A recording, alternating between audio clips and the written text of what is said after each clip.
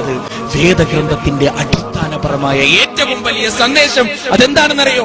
മാതാ പിതാ ഗുരു ദൈവ. മാതാ ആദ്യം പറഞ്ഞത് മാതാ ഉമ്മാനെ സ്നേഹിക്കുക, ഉമ്മാനെ അനുസരിക്കുക. ഉമ്മയാണ് ഈ ലോകത്തെ ഏറ്റവും വലിയ സമ്പത്ത്, വാപ്പയാണ് ഈ ലോകത്തെ ഏറ്റവും വലിയ സമ്പത്ത്. അതല്ലാതെ മറ്റൊന്നുമില്ല.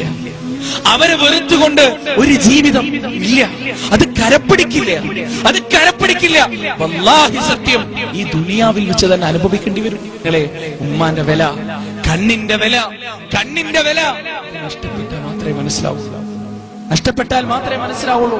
ഞാൻ എന്റെ വീട്ടിലേക്ക് തിരിച്ചു പോകുന്നതിന്റെ മുന്നേ എന്റെ ഉമ്മ 3-4 തവണ എന്റെ ഫോണിലേക്ക് വിളിക്കും. ലോകത്ത് മറ്റൊരാൾ വിളിക്കില്ല.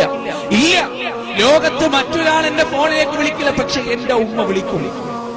ഓരോ ഭക്ഷണത്തിന്റെ നേരവും കോളേജിലാകുന്ന സമയത്ത് എന്റെ ഉമ്മ എന്നെ വിളിച്ച് ചോദിക്കും, മോനെ ചോറ് കഴിച്ചോ, ചായ കുടിച്ചോ, നാസ്ത കഴിച്ചോ, രാത്രി ഭക്ഷണം കഴിച്ചോ? എന്തേ ഞാൻ തിന്നിട്ടില്ലെങ്കിൽ എന്റെ ഉമ്മാന്റെ വയറ് നിറയില്ലേ? ഇല്ല. ഉമ്മ വിശന്നാലും എന്റെ വയറ് നിറഞ്ഞാലേ ഉമ്മാന്റെ മനസ്സ് നിറയുള്ളൂ. അതാണ് ഉമ്മ. ഞാനൊരു ആക്സിഡന്റായി ഒന്നിനും പറ്റാത്ത അവസ്ഥയിൽ ഞാൻ കിടന്നുപോയാൽ കിടക്കുന്ന കിടപ്പിൽ തന്നെ ഒക്കെ വിസർജിക്കുകയും കാഷ്ടിക്കുകയും മൂത്രിക്കുകയും തുപ്പുകയും ഛർദ്ദിക്കുകയൊക്കെ ചെയ്താൽ എന്റെ മുറിയിലേക്ക് ഈ ഭൂമി മലയാളത്തിന് മുകളിൽ 2 ആള് മാത്രമേ കടന്നു വരുള്ളൂ. ഈ ഭൂമി മലയാളത്തിൽ എന്റെ മുറിയിലേക്ക് അറപ്പും വെറുപ്പുമില്ലാതെ കടന്നു വരുന്ന 2 ആള്. അതിൽ ഒന്നാമത്തേത് എന്റെ ഉമ്മയാണ്, എന്റെ മാതാവാണ്. രണ്ടാമത്തേത് നല്ലവളാണെങ്കിൽ മാത്രം, ഇവിടെ നിബന്ധനയുണ്ട്, നല്ലവളാണെങ്കിൽ മാത്രം എന്റെ ഭാര്യയാണ്. ആലോചിച്ചു നോക്ക്. ഞാൻ തിരിച്ചു പോകുന്ന സമയത്ത് ഒരു ആക്സിഡന്റ്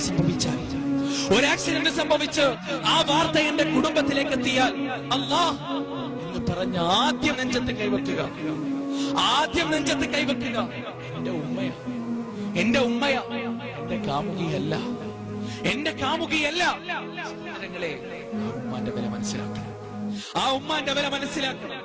ഇന്ന് രാത്രി വീട്ടിലേക്ക് തിരിച്ചുപോയി ഉമ്മയുമായി എന്തെങ്കിലും ഇടക്കുണ്ടെങ്കിൽ, ഞാൻ സംസാരിക്കുന്നത് 20-നും 40-നും ഇടയിലുള്ള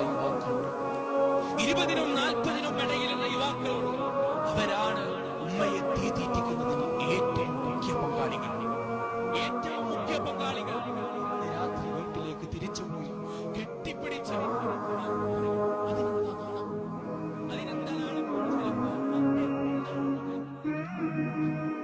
ووصينا الإنسان بوالديه حملته أمه وهنا على وهن وفصاله في عامين أن اشكر لي ولوالديك إلي المصير